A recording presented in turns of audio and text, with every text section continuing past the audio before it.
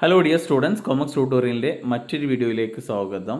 Calicut university UG third സെമിസ്റ്ററിൻ്റെ valuation ആരംഭിക്കാൻ പോവുകയാണ്. അപ്പോൾ അതുമായി ബന്ധപ്പെട്ടുള്ള നോട്ടിഫിക്കേഷനാണ് ഇന്ന് വന്നിട്ടുള്ളത്.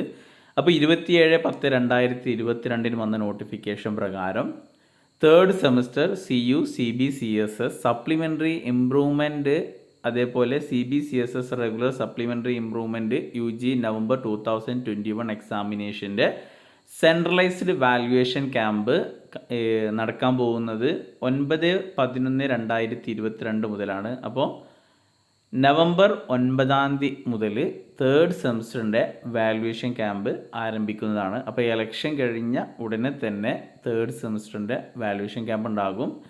അപ്പോൾ എന്തായാലും ഒരു 9 വാല്യുവേഷൻ കഴിഞ്ഞ് കഴിഞ്ഞാൽ ഒരു 2-3 ദിവസമെങ്കിലും വാല്യുവേഷൻ ക്യാമ്പ് നീണ്ടുപോകും.